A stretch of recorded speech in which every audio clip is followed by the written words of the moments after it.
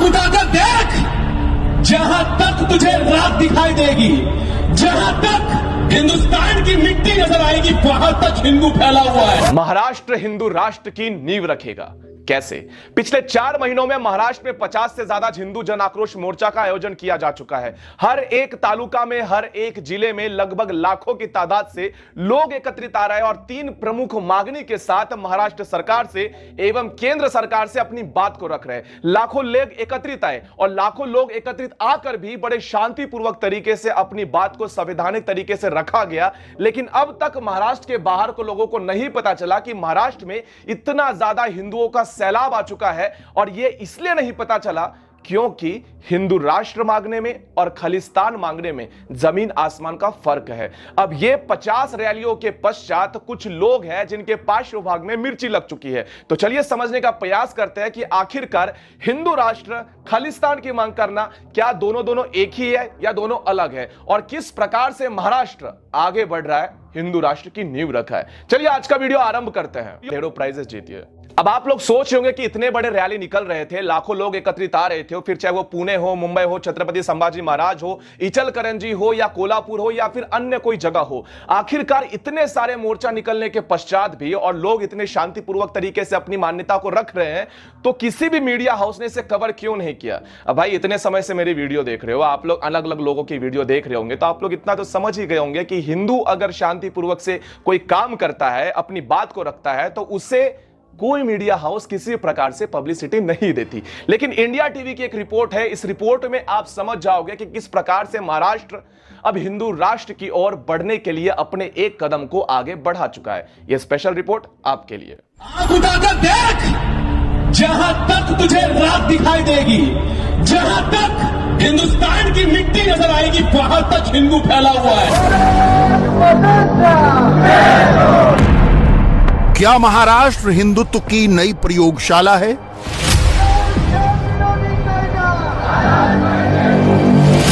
क्या महाराष्ट्र में गुजरात दोहराया जाएगा?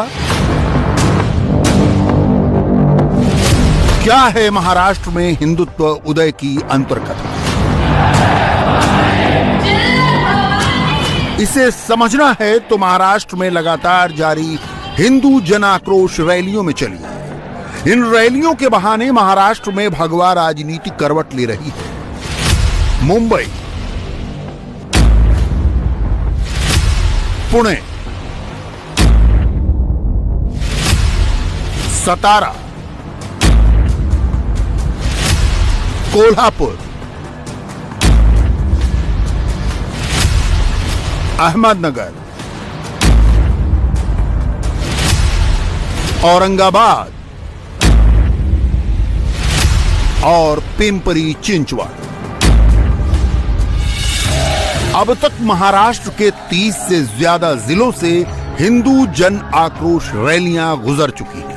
लेफ्ट लॉबी के लोगों को अगर बात सुनोगे तो उनके अनुसार से हिंदू राष्ट्र की मांगनी करने वाले और खालिस्तान की बात करने वाले एक ही किस्म के लोग हैं। इन सभी को एक ही सांचे में रखा जाना चाहिए। यानी कि अगर कोई खालिस्तान की बात करता है तो उसे जेल होती है, लेकिन कोई हिंदू राष्ट्र की बात करता है तो किसी प्रकार की कोई कार्रवाई नहीं होती। और इसी बात से फ्रस्ट्रेट हो रखे मोहम्मद जुबैर हो गए या फिर इसके कितने भी चमचे होंगे, ये सभी लोग ट्विटर के ऊपर अपनी छाती को पीट रहे भाई, और पीट। और जो लोग नहीं समझते हैं, खालिस्तान की बात रखते हुए पुलिस पर आक्रमण करना, पंजाब को तोड़ना, देश के टुकड़े करना, ये बात को इनके आंदोलनों में किया जाता है। देश के तिरंगों को फाड़ा जाता है, जलाया जाता है, हटाया जाता है, अपना अलग सा तिरंगा लाया जाता है और कहा जाता है कि हम खालसा पंथ की स्थापना करेंगे। पहले हमारे गुरु गोविंद सिंह साहब जी के, आप उनके वाणी को तो समझो, उनके विचारों को तो समझो। और इतना ही ज्यादा खालसा पंथ का विचार आपके मन में आ रहा है और आपको लगता है कि आप खालिस्तान प्रस्थापित कर लोगे, तो महाराष्ट्र में भी खालसा है, पटना में भी खालसा है, कहां कहां तोड़ोगे? और देश को तोड़कर अपनी राष्ट्र की मांगनी करना, और हम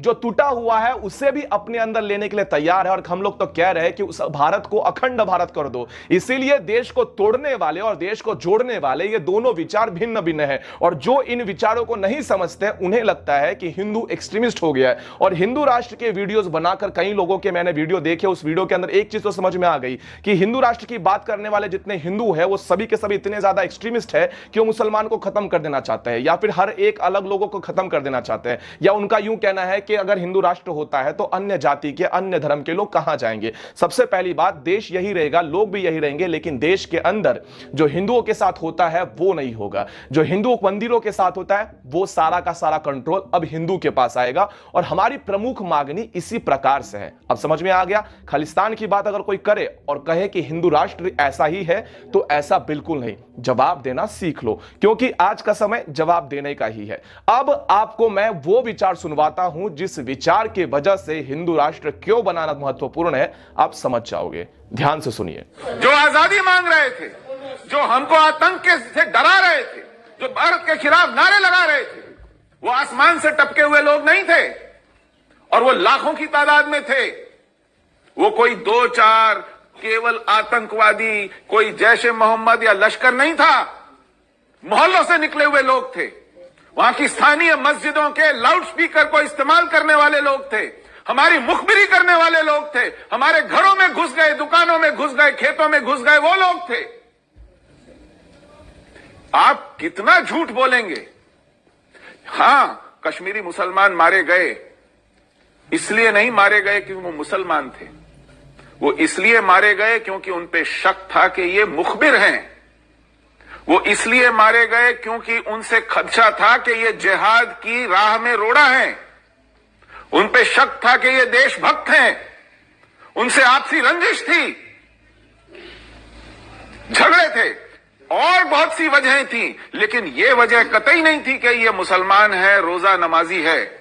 लेकिन जो हिंदू मारे गए, कश्मीरी पंडित मारे गए, उनका एक ही कसूर था कि वो हिंदू हैं, वो हिंदू होने के कारण मारे गए।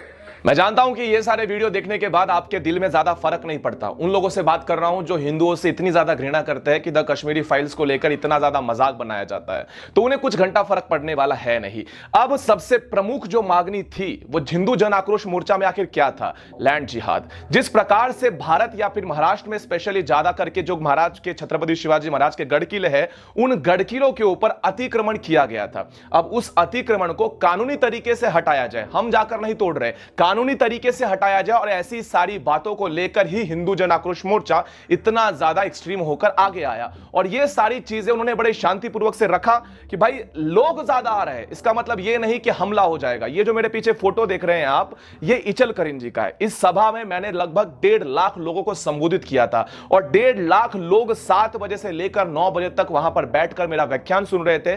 10:30 बजे के आसपास मैं गाड़ी से निकला उसी रास्ते से होकर, और वो पूरा रास्ता पूरी तरह से शांति प्रस्थापित था। किसी प्रकार का वहां पे 1.5 लाख लोग आकर 2 घंटे पहले सभा लेकर गए हैं, ऐसा थोड़ा भी प्रतीत नहीं हो रहा था। अब बात करते हैं लैंड जिहाद के बारे में। कल आप लोगों ने देखा होगा कि राज ठाकरे जी का एक भरी सभा हुई। उस सभा में उन्होंने बहुत महत्वपूर्ण मुद्दा मांडा। उस महत्वपूर्ण मुद्दे में क्या था कि मुंबई के अंदर लैंड जिहाद किया जा रहा है। मतलब मुंबई के अंदर एक ऐसी जगह है जहां समंदर के अंदर उन्होंने अपना झंडा गाड़ दिया और वहां पे कब्र खोद के रख दी।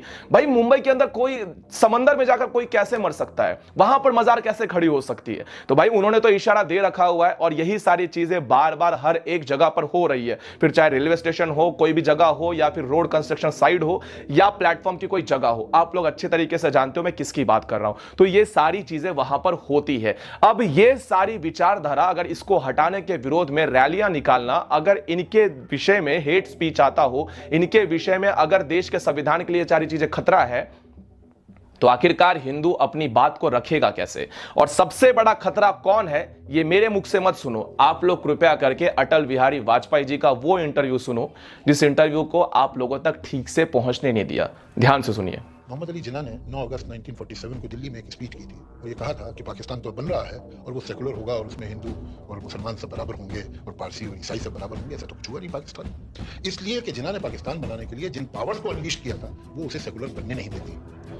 बीजेपी की शायद नियत हो कि वो सेकुलर ही सिस्टम रखेगी, लेकिन पावर हासिल करने के लिए जिन तत्वों और जिन एलिमेंट्स को उसने अनलीश किया है, क्या वो उसे सेकुलर समाज बनाने की इजाजत देंगे? देखिए, भारत सेकुलर है बीजेपी या आरएसएस की वजह से नहीं है, उसके बावजूद जी हाँ, और 82% हिंदू है, और ये हिंदू के सोचने का तरीका है। हिंदू एक किताब से जुड़ा हुआ नहीं है, हिंदू एक पैगंबर से जुड़ा हुआ नहीं है। जो ईश्वर को नहीं मानता वो भी हिंदू है, और ये हमारी संस्कृति का हिस्सा है। दिक्कत क्या है पता है? दिक्कत यह है कि हिंदू इतने शांत तरीके से सारे मोर्चा का आयोजन करता है, मोर्चा यशस्वीता पूर्ण हो जाता है, अपनी बात को रखता है और इस सारी बातों को इनके हिसाब से हेट स्पीच करार कर दिया जाता है। जैसे मेरे भाषण को, यानी कि मुंबई में जो 3 मार्च को मैंने मोर्चा निकाला था, सभी लोग वहां पर उपस्थित थे। मैंने बड़े ही शांति तरीके से आप लोगों तक अपनी बात रखी कि लैंड जिहाद हो गया या फिर अन्य प्रकार के जिस प्रकार से छत्रपति शिवाजी महाराज के गढ़ किले हैं, उस गढ़ किले से अतिक्रमण को हटाना आवश्यक है। तो ये सारी चीजें हेट स्पीच के अंदर आ गई। लेकिन अपने मौलिक अधिकार का उपयोग करते हुए, संवैधानिक अधिकार का उपयोग करते हुए मैंने मोर्चा निकाला, तो वो सारी चीजें गलत है। लेकिन ये लोग देश को तोड़ने के लिए दिल्ली के अंदर इतने सारे हमला कर देते हैं, दिल्ली के अंदर बसेस जलाते हैं, लोगों को मारते हैं, तब कुछ नहीं होता, तब हेट स्पीच नहीं होता और ना ही तब किसी प्रकार का फैक्ट चेक किया जाता है। अब हिंदू राष्ट्र की जहां तक बात आती है तो आप लोग अच्छा तरीके से समझ गए कि हिंदू राष्ट्र में जगह सबको है, लेकिन प्राधान्यता हिंदू को ही है। हिंदू मंदिरों की पुनः स्थापना करना,